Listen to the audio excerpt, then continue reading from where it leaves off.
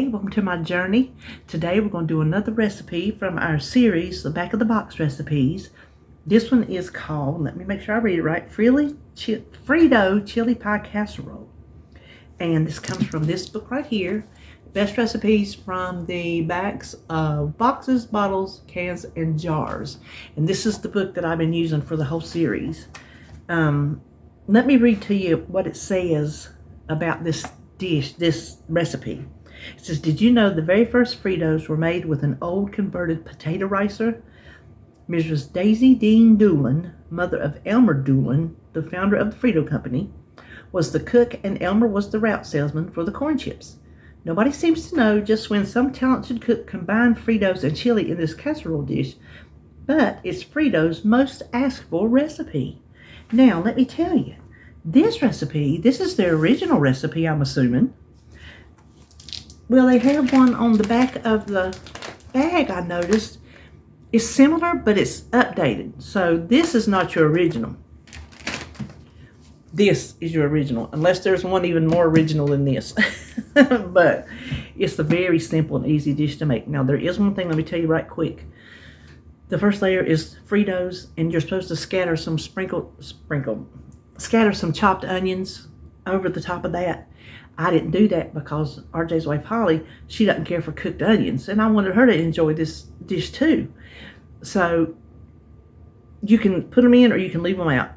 When I tasted it, and I like onions, it would have been good with onions, but I don't think it took anything away from it if you leave them out, if you don't care for onions either. But oh, it's so simple. It's so simple, and I would make it again. I'm giving this to RJ and Holly, but I would make it again for us. No, if you watch my channel for all my diet inspo, this ain't it. This ain't it. This ain't got nothing to do with nobody's diet. Unless it's the seafood diet. You see it, you eat it. So, anyway, we're just going to turn around and start cooking that Frito pie. To start this crazy easy casserole, I need to cut my cheese. It takes American cheese and grated. But since I got mine on delivery, I was not able to request a block of cheese. Like, you know, tell them you don't have to slice it. Just give me a 4-ounce block of cheese. Because that's what we're using, 4 ounces. So I'm going to have to cut it in thin slivers. I should have probably done that half and half, and then I probably would have been easier to cut. So what I'm going to do, let me just go ahead and cut this in half. I'm going to just cut these just as tiny as I can cut, and hope that I can preheat your oven to 350 and just hope that I can get them apart to mimic shredded cheese and not clumps of cheese, I hope. Okay, I'm gonna go across it this way.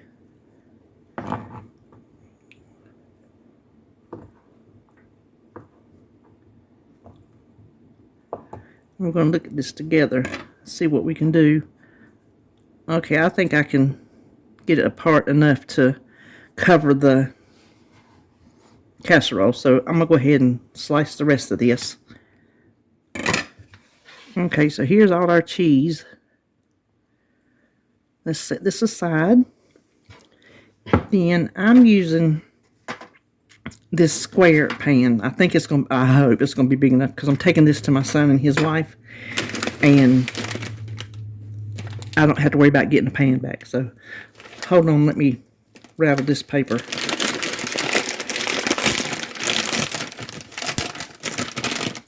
Okay, we're just using plain old Fritos, and we need 2 cups on the bottom.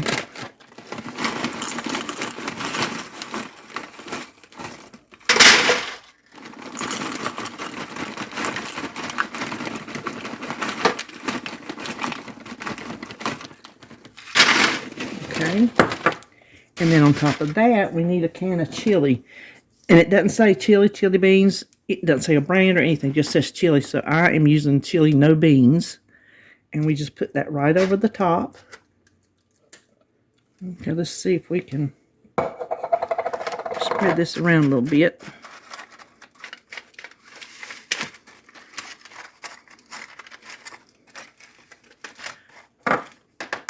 Okay, then we need half the cheese.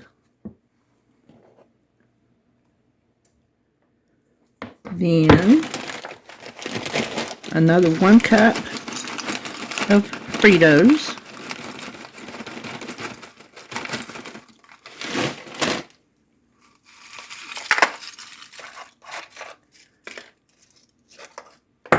And the rest of the cheese.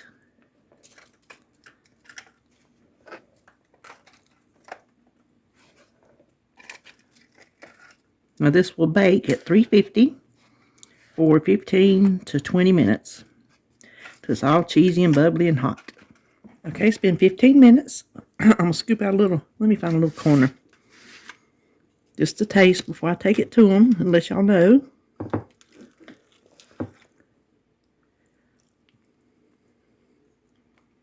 That is enough for me to taste. Let me let it cool off just a second. Well, that is good. I'm here to tell you, I think this would be a perfect Super Bowl party dish. I mean, any time, but it just tastes like Super Bowl to me. And I'll also say this.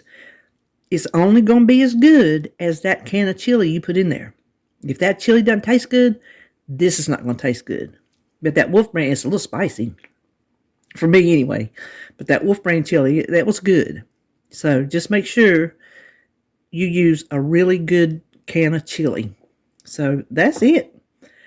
I'm going to finish eating my little dab right there. And I'm going to take this over to RJ and Holly. So that does it for this back of the box installment. I hope you enjoyed it. And I will see you on my next one.